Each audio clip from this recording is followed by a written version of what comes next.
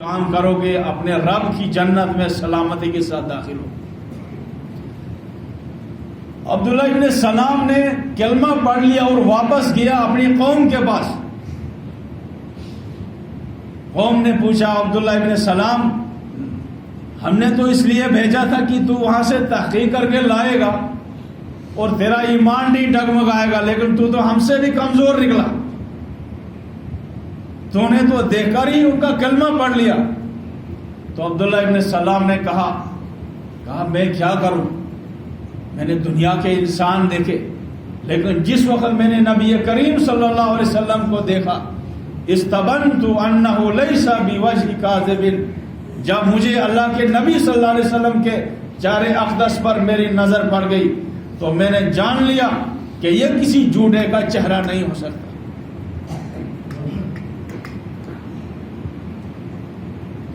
یہ احسان ہے پوری انسانیت، اسی لیے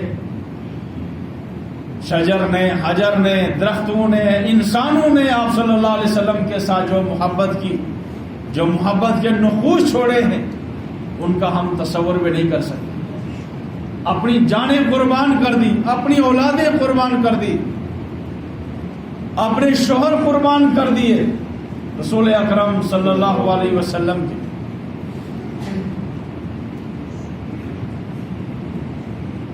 غزوہ احد میں جب یہ خبر پھیلی کہ جناب رسول اللہ صلی اللہ علیہ وسلم کو شہید کیا گیا، عورتیں اپنے گھروں سے بے قابو ہو کر نکلی، تڑپتی ہوئی، روتی ہوئی کہ رسول اللہ صلی اللہ علیہ وسلم کو نعوذ باللہ شہید کیا گیا، اب ہمارا کیا بنے گا۔ ایک عورت احد کے پاس پہنچی، ادھر سے ایک صحابی کو دیکھا، کہا اللہ کے رسول صلی اللہ علیہ وسلم کی کیسے؟ انہوں نے کہا کہ مجھے رسول اللہ صلی اللہ علیہ وسلم کا پتہ نہیں ہے، لیکن تیرا شوہر وہاں پہ اس کی لاش پڑی ہوئی ہے، اس کو میں جانتا ہوں کہ تیرے شوہر کی لاش پڑی۔ آگے چلی گئی، دوسرے صحابی ملے، کہا اللہ کے نبی صلی اللہ علیہ وسلم کیسے؟ کہا مجھے معلوم نہیں ہے، لیکن تیرے بیٹے کی لاش وہاں پڑی ہوئی ہے۔ پھر آگے پہنچی، دوسرے صحابی کو پوچھتی اللہ کے نبی صلی اللہ علیہ وسلم کیسے؟ کہا مجھے پتہ نہیں ہے، لیکن تیرے فلانے بیٹے کی لاش وہاں پڑی ہے۔ بیٹے کی لاش پڑی ہوئی ہے، اس کو پرواہ نہیں، شوہر کی لاش پڑی ہوئی لیکن پرواہ نہیں۔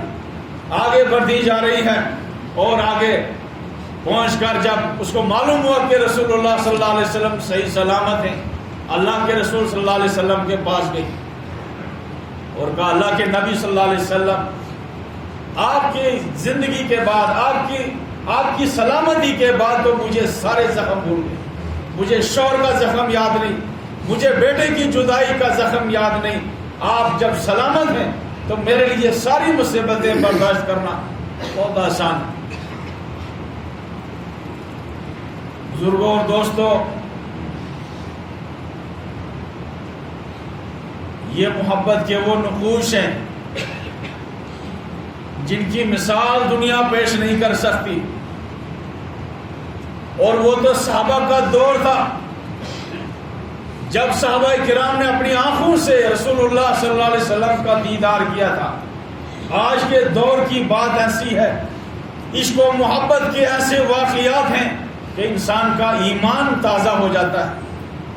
ہمارے اس وادی کی ایک بوڑھی خاتون ایک عالم کے پاس گئی اور کہا کہ میں نے سنا ہے آپ حج کو جا رہے ہیں۔ کہا ہاں میں حج کو جا رہا ہوں۔ کہا ایک درخواست ہے میرا یہ ہدیہ لے کر جانا ہے آپ نے۔ انہوں نے پوچھا کیا ہے اس میں؟ کہا یہ نہیں بتا سکتی ہوں کیا ہے۔ کہا یہ تو بتاؤ کیا ہے، مجھے وہاں پہ پوچھیں گے، سیکورٹی والے پوچھیں گے، تو بتا نہیں رہی اس میں کیا ہے، میں کیا بتاؤں؟ جب بہت زیادہ اصرار کیا کہ اب آپ نہیں مانتے تو چلو میں بتاتی ہوں کیا ہے۔ ایک رومال نکالا، رومال کے اندر سے دوسرا رومال، اس کے اندر سے ایک اور رومال، اس کے اندر سے ایک شیشی ہے، ایک شیشی جس میں پانی جیسا ہے۔ کہا یہ پانی کیا ہے؟ کہا یہ میری ساری زندگی میں نے رویا ہے اور ان آنسو کو میں نے اس شیشی میں جمع کیا۔ کہا یہ کیوں جمع کیا ہے؟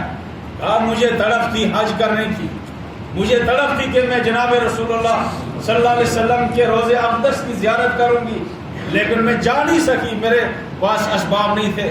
اب یہ میری امانت آپ لے کر جانا اور رسول اللہ صلی اللہ علیہ وسلم کی قبر اطہر کے پاس کے ساتھ میں اس کو پھینک دینا، وہاں پہ یہ ڈال دینا اور کہہ دینا کہ تمہاری ایک امتی جو ساری زندگی تڑپتی رہی آپ کی زیارت کے لیے لیکن آ نہیں سکی، یہ اس عورت کے آنسو ہیں، ان آنسو کا ہدیہ ہے جو میں آپ کی خدمت میں پیش کر رہی ہوں۔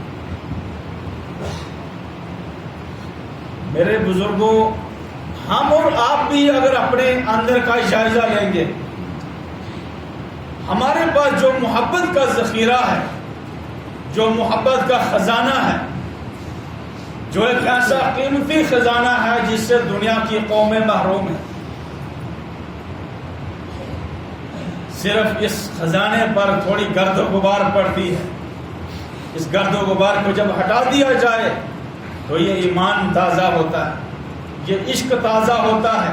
اور یاد رکھیے جناب رسول اللہ صلی اللہ علیہ وسلم کے ساتھ محبت ایک ایسا قیمتی خزانہ ہے، ایک ایسا قیمتی خزانہ ہے ہمارے پاس جس کی مثال دنیا میں نہیں،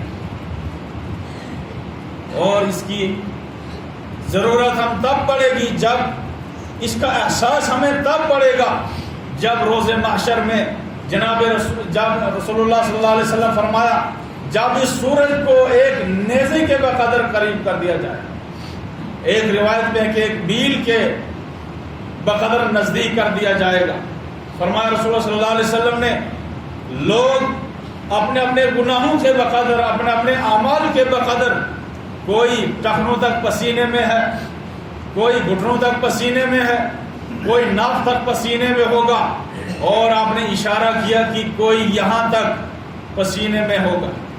انسانیت تڑپ رہی ہوگی، ہر نبی کے پاس جائیں گے، بخاری شریف میں تفصیل سے روایت، تفصیل میں جانے کا موقع نہیں، تمام انبیاء کے پاس جائیں گے، تمام انبیاء کہیں گے کہ آج اللہ رب العالمین بہت غضب میں، آج ہماری ہمت نہیں ہے سفارش کرنے کی، تم جاؤ محمد رسول اللہ صلی اللہ علیہ وسلم کے پاس۔ تمام انسانیت رسول اللہ صلی اللہ علیہ وسلم کے پاس آئے گی کہ آج بڑے مشکل حالات میں ہماری آپ سفارش کر دی۔ رسول اللہ صلی اللہ علیہ وسلم اللہ کے سامنے سجدے میں جائیں اور انسانیت کے لیے سفارش کریں گے، امت کے لیے سفارش کریں گے، اس وقت ہمیں یہ محبت کام آئے گی، یہ عشق کا رشتہ وہاں پر کام آئے گا۔ اللہ کے نبی صلی اللہ علیہ وسلم فرمایا میں اپنے امتی کو بہت دور سے پہچان لوں گا۔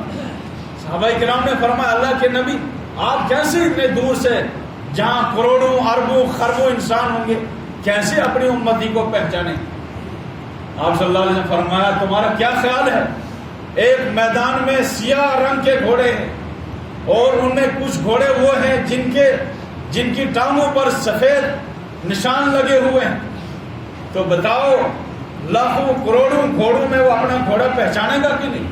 ہاں بالکل پہچانے گا۔ اسی طریقے سے میرے امتی جو ہوں گے وضو کی وجہ سے ان کے چہرے چمک رہے ہوں گے، ان کے اعضائے وضو چمک رہے ہوں گے، اور میں اعضائے وضو کی چمک سے اپنے امتی کو دور سے پہچانوں، حوض کوثر پر ان کا انتظار کر رہا ہوں۔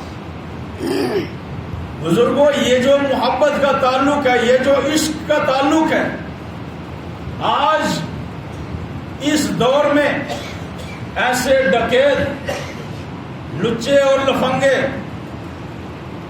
دن بہ دن نمودار ہو رہے ہیں، جو ہمارے اس عشق اور محبت کے تعلق کو کمزور کرنا چاہتے ہیں،